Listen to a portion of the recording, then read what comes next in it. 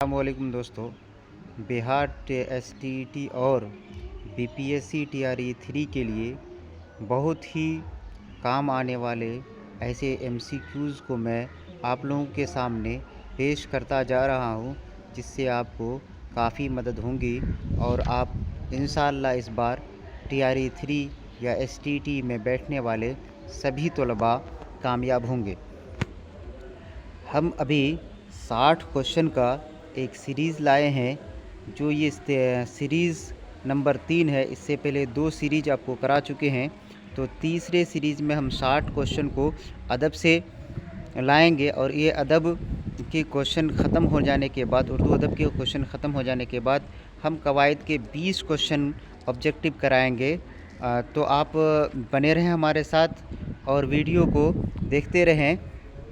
جلد ہی ہم اس 60 کوشچن کو ختم کر کے قواعد کے 20 کوشچن کو کریں گے۔ آج دن ہی میں یہ دونوں ویڈیو آپ ضرور دیکھ لیں، اور پلے لسٹ سے وہ ساری ویڈیوز دیکھ لیں جو کئی مہینوں سے ہم اپلوڈ کر رہے ہیں آپ کے لیے۔ اور جب آپ کو لگے کہ ہاں میں کچھ کام کر رہا ہوں، آپ کے فائدے کے لیے کچھ اچھا ہو رہا ہے، تو اس کو شیئر کر دیا کریں۔ آپ کے دوست یار بھی دیکھ لیں گے، اور ویڈیو کو چینل کو سبسکرائب اور ویڈیو کو لائک ضرور کر دیا کریں۔ اگر میری کچھ کمی خامی رہ جاتی ہے تو اسے کمنٹ باکس میں ضرور لکھیں، تاکہ ہم آپ سے اس سے بہتر آپ کو کنٹینٹ دے سکیں۔ چلیے ہم چلتے ہیں۔ اقتباس میں شامل فہمیدہ اور منجلی بیٹی حمیدہ کی گفتگو کس ناول سے ماخوذ ہے؟ اس کا جواب ہے توبۃ النصوص سے ماخوذ ہے۔ توبۃ النصوص سے ماخوذ ہے۔ دوسرا کوشچن نمبر ہے، راجندر سنگھ بیدی نے اپنے افسانے کا مواد عام طور پر کس طبقہ سے لیا ہے؟ اس کا جواب 4 آپشن ہے۔ اس 4 آپشن میں سے پہلا ہے پسماندہ طبقہ، ترقی یافتہ طبقہ، متوسط طبقہ، ان میں سے سبھی۔ اس کا جواب ہے متوسط طبقہ۔ راجندر سنگھ بیدی نے اپنے افسانوں کا مواد عام طور پر جو لیا ہے وہ متوسط طبقہ سے لیا ہے۔ آگے چلتے ہیں کہ اردو معلیٰ کس کے خطوط کا مجموعہ ہے؟ یہ اردو معلیٰ کس کے خطوط کا مجموعہ ہے؟ اس کا جواب بہت آسان ہے، غالب کے خطوط کا مجموعہ ہے۔ اسی وجہ سے ہم بلا دیری کرتے ہوئے آگے چل جاتے ہیں۔ اردو ادب میں عبد المغنی کی شناخت کس حیثیت سے کی جاتی ہے؟ اس کا جواب ہے آپشن میں افسانہ نگار، ناول نگار، ناقد، ڈرامہ نگار۔ تو عبد المغنی کی پہچان ناقد سے ہوتی ہے، جسے تنقید نگار کہتے ہیں۔ آگے چلتے ہیں۔ بھیم راؤ امبیڈکر ہندوستانی سماج میں کس رواج سے برہم تھے؟ بالکل آسان سا جواب ہے چھوا چھوت سے۔ بھارت کی سب سے برائی کیا ہے؟ پنڈتوں کی بنائی ہوئی چھوا چھوت۔ یہی چھوا چھوت سے وہ نفرت کرتے تھے اور غصہ تھے۔ آگے چلتے ہیں۔ ذیل میں کون بطور ڈرامہ نگار مشہور ہیں؟ اس کا جواب ہے ڈرامہ نگار مشہور ہے سر سید نہیں ہے، آغا حشر کشمیری، غلام مرزا غالب، پریم چندر۔ تو یہ اس کا جواب ہے آغا حشر کشمیری، یہی ڈرامے کے طور پر مشہور ہیں۔ اس کے علاوہ نذیر احمد کا تعلق کس صنف سے ہے؟ تو 7واں کوشچن کا جواب نذیر احمد کا تعلق ناول صنف سے ہے۔ آگے چلتے ہیں۔ کوشچن نمبر 8، آریہ بھٹ کی تاریخ پیدائش کیا ہے؟ آریہ بھٹ کی تاریخ پیدائش 476 عیسوی ہے۔ برکت علی صدیقی کس افسانہ کا کردار ہے؟ یہ کوشچن نمبر 9 ہے۔ تو اس کا آپشن اے آشیانہ، فرار، بھابھی جان، کٹی ہوئی شاخ۔ تو کوشچن نمبر اے ہی صحیح ہے، یہی اس کا آنسر ہے۔ آگے چلتے ہیں۔ آریہ سدھانت اور تنتر کس کی کتاب ہے؟ آریہ سدھانت اور تنتر کس کی کتاب ہے؟ سیدھے کوشچن پہ چلتے ہیں، یہ آریہ بھٹ کی ہے۔ سہیل عظیم آبادی کا اصل نام کیا ہے؟ سہیل عظیم آبادی کا اصل نام مجیب الرحمن تھا۔ کیا نام تھا؟ مجیب الرحمن۔ سہیل تخلص کیا کرتے تھے، اور سہیل قلمی نام تھا ان کا۔ گلوبل وارمنگ کا کیا مسئلہ ہے یا کیسا مسئلہ ہے؟ گلوبل وارمنگ ایک سنگین مسئلہ ہے، جس سے دنیا میں رہنے والے ہر قسم کے جاندار کو خطرہ لاحق ہو سکتا ہے، پیڑ پودے سے لے کر سبھی پشو تک۔ سر سید کا کون سا مضمون آپ کے نصاب میں شامل ہے؟ تو سر سید کا ریا مضمون ہم سب کے نصاب میں شامل ہے۔ اگلے والے کوشچن میں آ جاتے ہیں۔ کوشچن نمبر 14 ہمارا کوشچن نمبر 14 ہے اور اس میں ہے کہ تشکیل جدید کس کی تخلیق ہے؟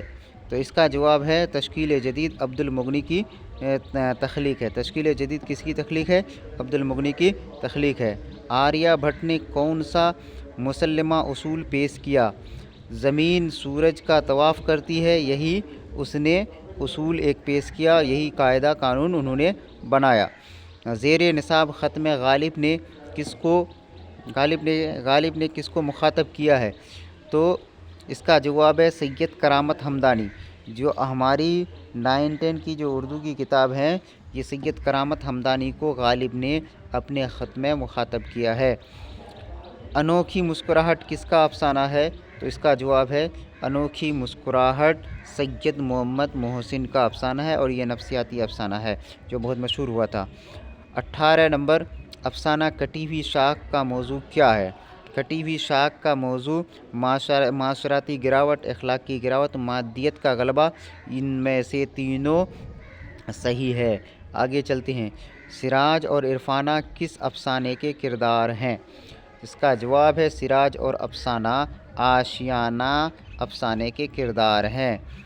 ذیل میں سے کس نے مضمون نگاری کو کافی جلا بخشی ہے؟ ذیل میں سے سر سید احمد نے بھی مضمون نگاری پر کام کیا، الطاف حسین حالی نے بھی مضمون نگاری، ذکاء اللہ، تو ان میں سے سبھی یہی اس کا آنسر ہے۔ اجنبی چہرے کس کا افسانوی مجموعہ ہے؟ اجنبی چہرے یہ اس کا ہے قمر جہاں کا، اجنبی چہرے قمر جہاں کا افسانوی مجموعہ ہے۔ آگے چلتے ہیں۔ نگار عظیم کا دوسرا افسانوی مجموعہ گہن کب منظر عام پر آیا؟ دوسرا افسانوی مجموعہ 1999 میں منظر عام پر آیا۔ آگے چلتے ہیں۔ ڈپٹی نذیر احمد نے کس صنف کا آغاز کیا؟ ڈپٹی نذیر احمد نے ناول کا آغاز کیا۔ سب سے پہلے اردو ناول نگار انہی کو کہا جاتا ہے۔ کوشچن نمبر 25، ہندوستان میں گپت دور کو کیسا دور کہا جاتا ہے؟ تو بالکل بات صاف ہے، اتنی ترقی یافتہ دور کو سنہرا دور کہا جاتا ہے۔ آگے چلتے ہیں۔ ہمارا کوشچن نمبر 25،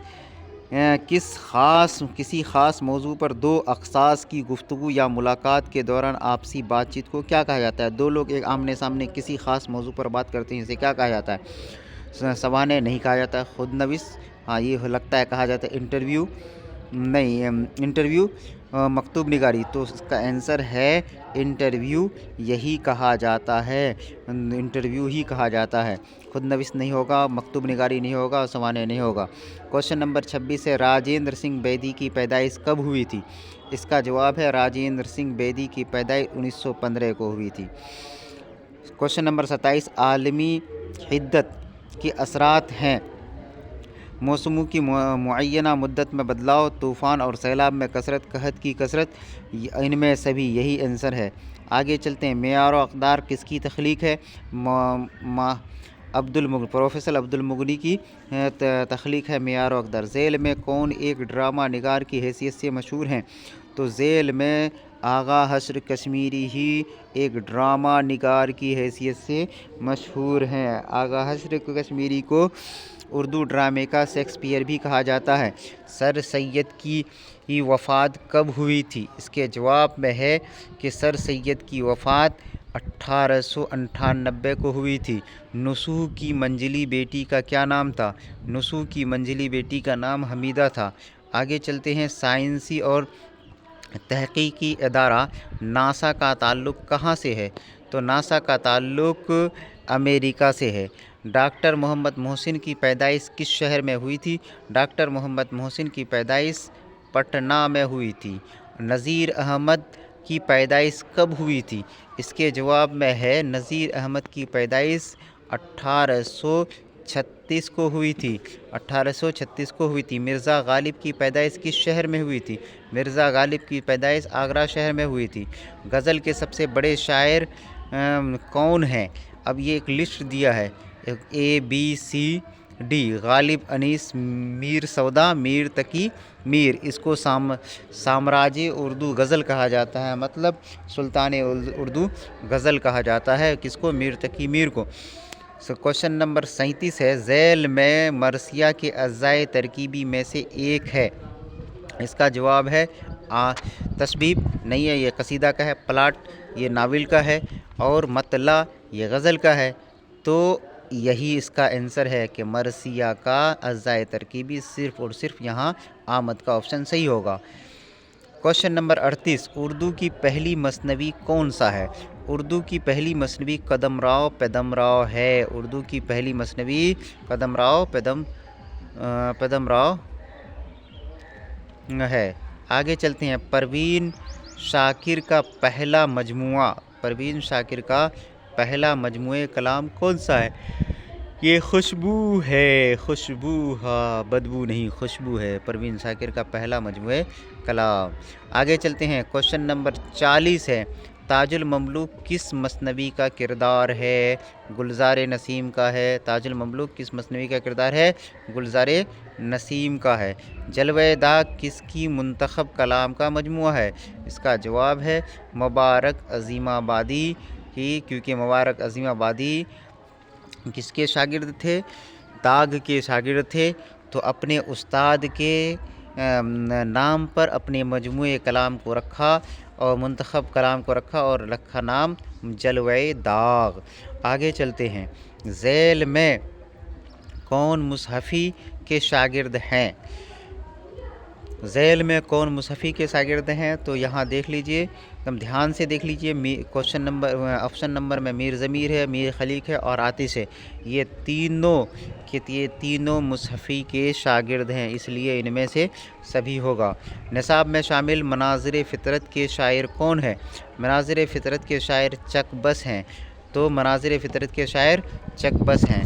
اب آگے چلتے ہیں، کوشچن نمبر 44 میں مرزا غالب پہلے کیا تخلص کرتے تھے؟ بالکل سیدھی سی بات، یہاں ٹک مار دیں گے۔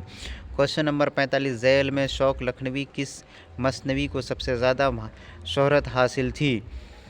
شوق لکھنوی کے کس مثنوی کو سب سے زیادہ شہرت حاصل ہوئی؟ زہرہ عشق کو سب سے زیادہ شہرت حاصل ہوئی۔ نابینا شہر میں آئینہ کس کے کلام کا مجموعہ ہے؟ نابینا شہر میں آئینہ کس کے کلام کا مجموعہ ہے؟ تو اس کا جواب ہے احمد فراز کے کلام کا مجموعہ ہے۔ وہ صنف شاعری کیا ہے جو حضرت امام حسین اور شہدائے کربلا کی شہادت کے لیے بیان کرنے اور رنج و غم کا اظہار کے لیے مخصوص ہو کر رہ گئی؟ تو یہ ہے مرثیہ اپنا، بہت کچھ نہیں، بس مرثیہ یاد رکھنا ہے۔ اب آگے چلتے ہیں، نظم بہت آسان تھی پہلے کس کی تصنیف ہے؟ نہیں، کیسی تصنیف ہے؟ یہ آزاد نظم ہے۔ نظم بہت آسان تھی پہلے، یہ کیسی نظم ہے؟ تو یہ آزاد نظم ہے۔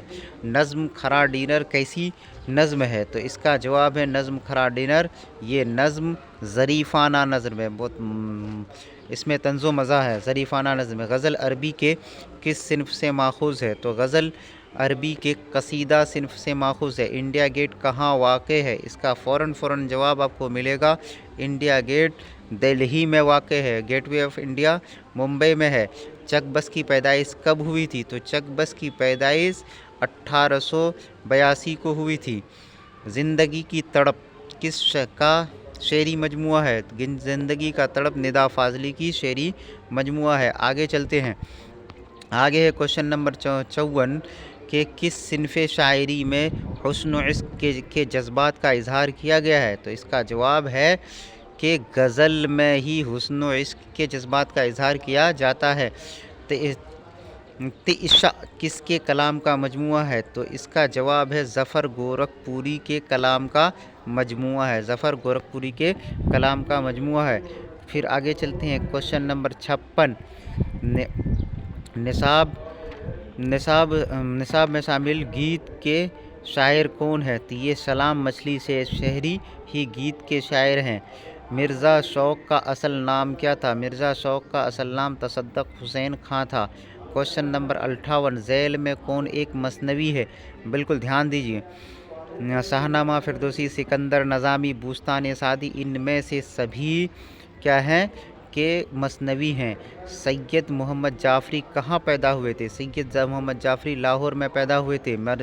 مرثیہ کے سب سے بڑے شاعر کون ہیں؟ تو مرثیہ کے سب سے بڑے شاعر یہی ہیں، میر انیس۔ قواعد کا وہ حصہ جس میں حرفوں کے بارے میں جانکاری حاصل کی جائے اسے کیا کہا جاتا ہے؟ اسے علم حجہ کہا جاتا ہے۔ دوستو یہیں تک 60 نمبر کوشچن تک ہم بات ختم کرتے ہیں، کیونکہ اس کے بعد قواعد کا حصہ ہے، اور قواعد کے حصے کو ہم ایک الگ ویڈیوز میں بیان کریں گے، تاکہ آپ لوگ اگر خاص طور پر کچھ قواعد کو دیکھنا چاہیں وہ دیکھ لیں گے۔ تو دوستو ہمارے ویڈیوز کو دیکھیں، لائک کریں اور چینل کو ضرور سبسکرائب کریں، کیونکہ ہم آپ کے لیے ڈھونڈ کر کے کنٹینٹ لاتے ہیں اور محنت کر کے ویڈیو بناتے ہیں۔ تو ضرور سبسکرائب کریں اور دوستوں کو شیئر کر دیں۔ شکریہ۔